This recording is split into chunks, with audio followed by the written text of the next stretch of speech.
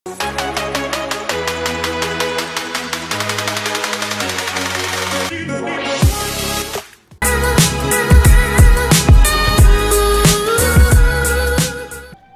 arkafuni akkam jirtu daawwattoota keenya kabajamoo fi jaallatamoo hordoftoota Dibaabee Miidiyaa kunoo qophiin keenya maal jedhani jedhu kan har'as jalqabeeti jira har'as Finfinnee naannoo kiiloo 6 deemni namoota gaaffii gaafanne yoo deebii argatan badhaasa akkuma baratame badhaasuuf qophoofne jirra hanga xumura qophii keenyatti akkan waliin turtan abdii guddaa qabna maal jedhaniin kunootti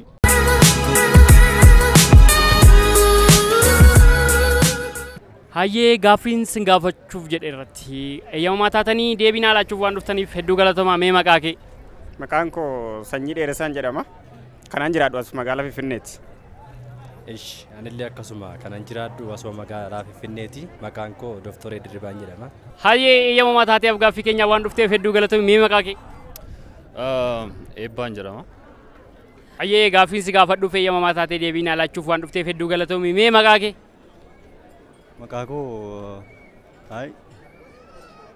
maqaan koo fani walitti dhufu kanaafan dhiise fayyadamu maqaa malee jira akkanaan hin jennu maqaa malee jiraachuu hin danda'u nan danda'a maqaan maal na barbaachisa kunoo na argaa jirta si fuuldura jira waamuun hin barbaachisu hayyee eeyyama taatee gaaffiin si gaafadhuuf deebinaa laachuuf waan dhufteef hedduu galatoomi atis galatoom Hayyee gaaffiin si gaafadhuuf deebinaa laachuuf waan dhufteef hedduu galatoomi mee maqaa kee Dheeressaa Hayyee gaaffii si gaafannuuf eeyyama taatee deebinuu deebisuuf waan dhufteef hedduu galatoomi mee maqaa kee Maqaan koo Iyyoob Bulchaan jedhama barataa yuunivarsiitiidha kiiloo 6 baradha Hayyee ulfaadhu eeyyama taatee gaaffiin si gaafadhuuf deebinaa laachuuf waan dhufteef hedduu galatoomi Atillee galatoomi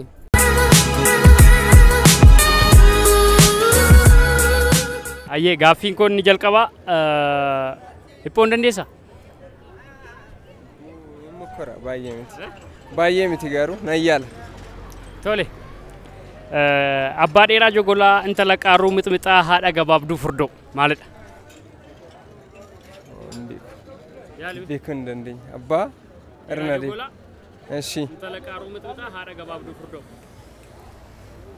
እሺ ምን ሊሆን ይችላል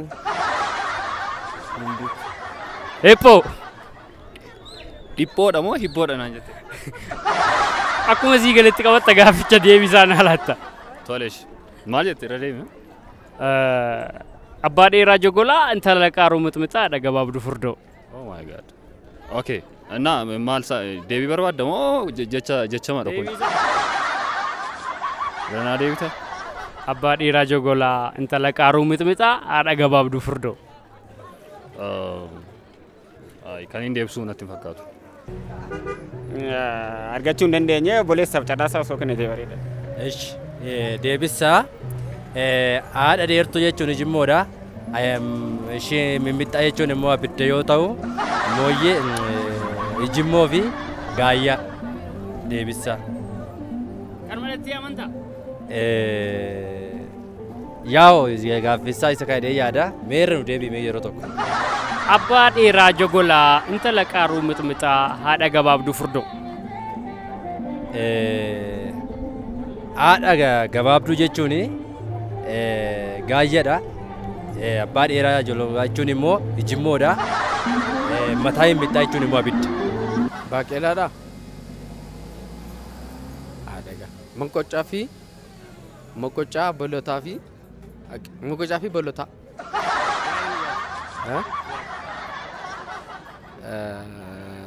haadha furdoo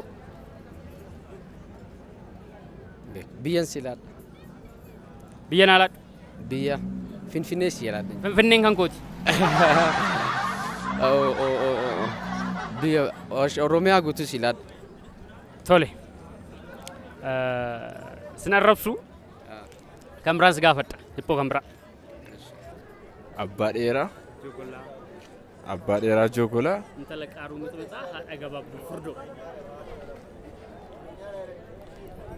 gaaffii kana natti hin dandeenye Yaalmi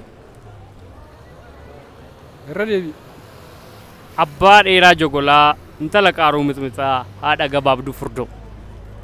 Boqqolloo.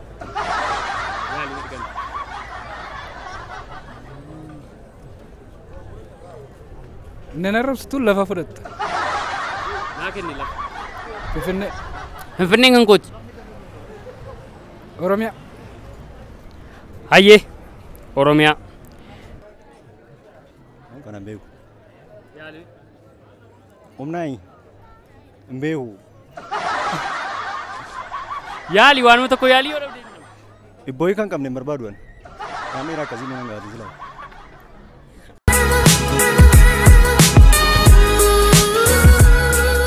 Gara gaaffii saxaanutti sii darba. Sangaan gaafa dalgee bookkisaa gad darbe. Deebii isaa maal? Cut. No, man, I'm not into this shit. Sangaan gaafa darbe.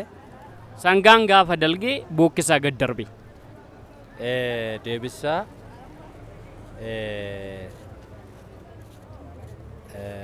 makiina. Yaalime. Xiyyaara. Hayyee argattee jirtaa? Sangaan gaafa dalge bookkisaa gad darbe. Sangaan gaafa dalge bookkisaa gad darbe. Farda. Yaalime. Beeku. Sangaan gaafa dalge bookkisaa gad darbe. Naan dhufne na. Sangaan gaafa dalgee bookkisaa gad darbe. Taabata. Hin arganne? Isumadha. Sangaan gaafa dalge bookkisaa gad darbe.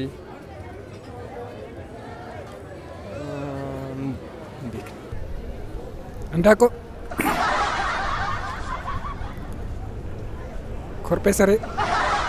Yaali. Oola.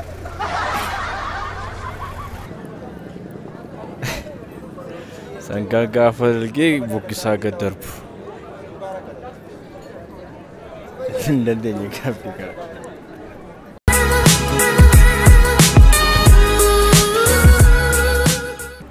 Jechaan ammasii jedhu irra deebitee yoonaa jette kaardee dhibbaa badhaafamta. Atis dhaggeeffadhu takkaa qofan sinii jedha. Qophiidha miti? Akka rakkootti rakkoon jira yoo dubbannes rakkoo waan ta'eef akka rakkootti bakka rakkootti ol galee nuufaa taa'u jedhee rakkoon. Al tokko qofarra na deebii dhiifama olii. Al tokko Takkaa qofan sii jedhaan sii jedha. takkaa qofarra na deebii dhiifama olii. Atoo mee yaali?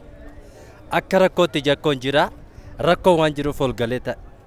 Akka rakkootti rakkoon jira. Akka rakkootti ilaallan ol galee taa'e. Irraan sii ni deebi'a takka. Seeraan na caqasaa. Seeraan.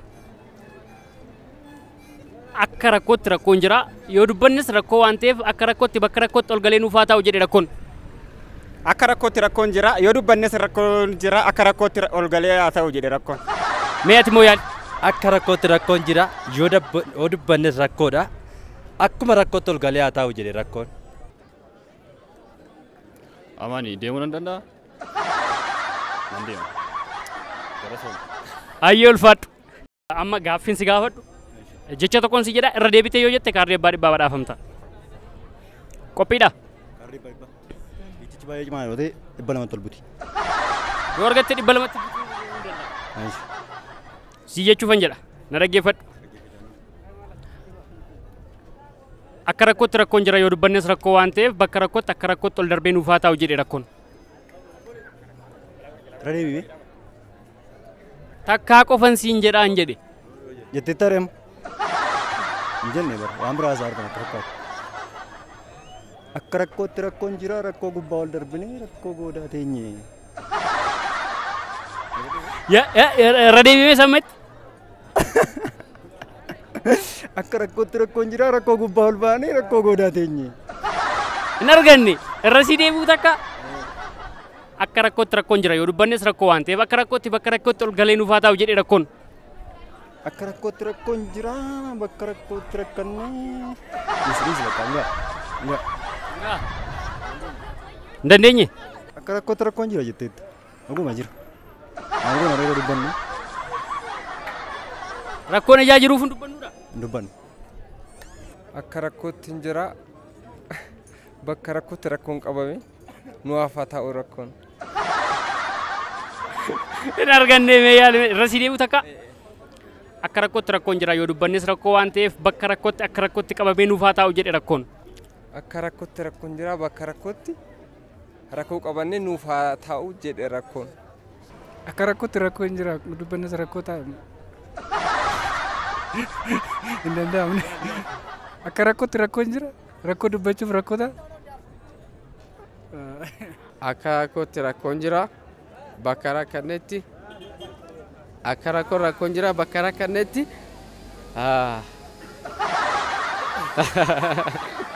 Akka rakkoon jira bakka rakkannetti rakkoo furuuf. Irra si deebi'u?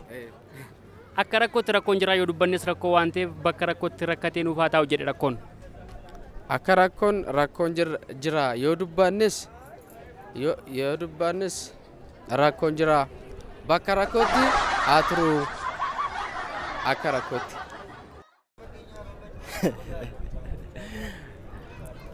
Akka rakkootti rakkoon jira yoo dubbanne nuuf haa taa'u jedhe.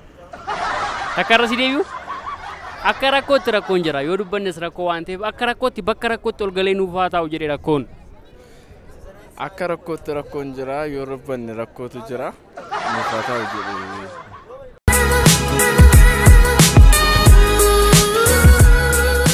Hayyee gara gaaffii kosattaa nutti hin darba. Godoon gama sanaa balballi ishee lamaadha.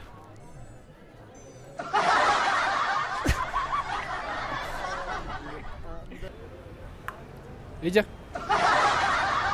Funyaan. Funyaan argatteetta. Gaagidduudha.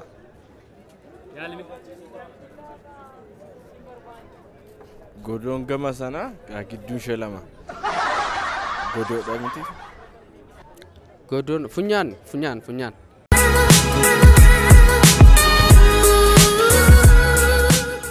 Gaaffii afur sin gaafadhee arfan keessaa tokko situ argatee hedduu galatoomaa ulfaadha hirmaannaa keessaniif dhaamsa yoo qabaattan dhaamsa qabdan dabarfachuu dandeessu.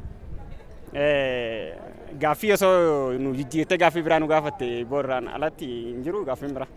Mee muudannoo irraa barachuu danda'a yookiin nama waarsuu danda'a jedhu Finfinnee keessatti muudannoo qabda? Mudannoo nan qabaani jalqabaaf gaafa magaalaa kana galee mudannoo afaaniin qaba. Afaan danda'u afaan dhaloota koo afaan Oromoo ture.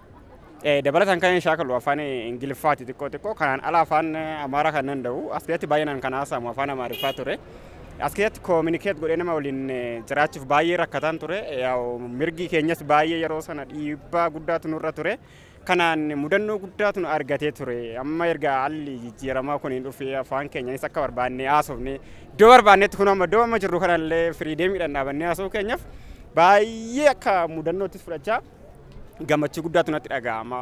Dhimma afaanitti wal qabatee mudannoo guddaatu na mudate. As keessatti barnoota digirii jalqabaa kollee as keessatti baradhee yeroo sanallee afaan kanaan baay'ee dhiibbaa guddaan irra ture. Nama walii galuuf illee doormii jiraachuuf illee kilaasitti nama waliin kominikeet godhee walitti dhiyaachuuf illee rakkina guddaatu narra ture. Kanaan wal qabatee mudannoo guddaatu narra ture. Amma garuu gammachuu guddaan qaba. Amma erga afaan keenya kun firiideemii argatee jechuun barbaada. Haa ta'u waan jettu qabda?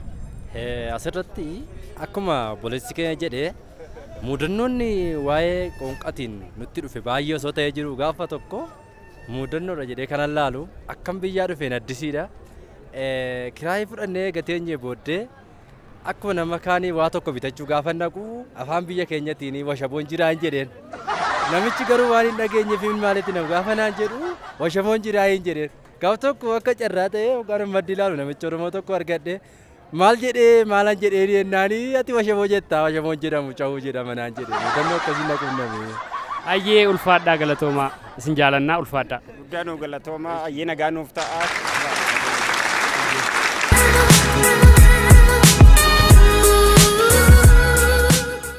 Hayyee hedduu ulfaadhu galatoome mee dhaamsa uummata amma kana si ilaalaa jiruuf dhaamsa maal qabdame? Uummata amma kana ilaalaa Oromoo. Walitti qabama uummata kanaa natti hin tolle jibbeera. Walitti qabamni uummata kanaa natti hin tolle jibbeera. Uummanni kun amma yoomitti gowwaata? Amma yoomitti gowwaata? Amma yoomitti walitti qabama? Anu waan akkasii keessaa dhiisaati jireenya dhuunfaa keessanitti deebi'aa ittiin jedhama. Kana achi immoo wanti dabalullee jira. Torbee irraa dabalaaf garuu. Ayyee ulfaadhu galatoomii hirmaannaa keef. Galatoomii. Anaanoo waan jettu qabda. Ati immoo galatoomi. Ayyee galatoomii.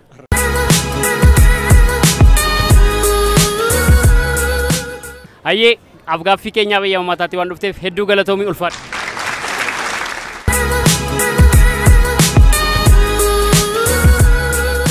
Gaaffii si gaafanne afur keessaa tokko argatteetta utuu lama wallee deebisee tatee kaardii eebbaa dhibbaa nu biraa qabda ture hedduu ulfaadhu galatoomii.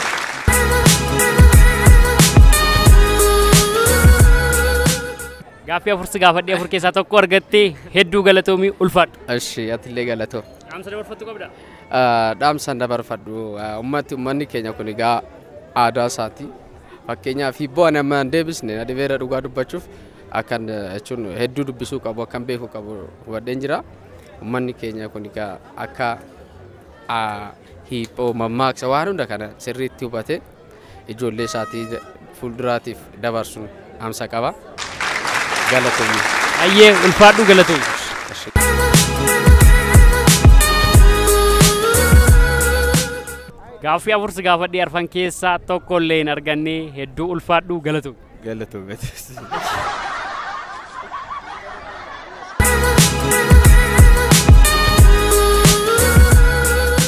Egaan daawwattoota keenya qophiin maal jedhanii keenyaarraa kana fakkaata ture gaaffii hedduu gaafannee gaaffichas deebisaa namni baay'een hin arganne abbaa eeraa jokolaa intala qaaruu mixmixaa haadha gabaabduu furdoo jedhee gaafadheen ture deebiinsaa muka gaaguraa kanniisaa jechuudha akkasuma sangaan gaafa dalgee bookkisaa gad darbee jedheen ture sangaan gaafa dalgee bookkisaa gad darbee kanan jedhee deebiinsaa xiyyaara godoon gama sanaa balballi ishee lamaa funyaan deebi'ee ture inni biraan jecha ani jedhee irra deebi'ee nama jedhu ture akka rakkootti rakkoon jira yoo dubbannis rakkoo waan ta'eef akka rakkootti bakka rakkootti qabamee nuufaa taa'u jedhee rakkoon namni jedhe hin jiru egaan hordoftoota jaallatamtoota keenya qophiin keenya guyyaarraa kana fakkaata ture an Amaanuel Waaqturaan ture ogeessi kaameeraa keenya Mikaa'el Saamu'eel ture hanga xumura qophii keenyaatti waan nu hordoftaniif ulfaadhaa galatoomaa.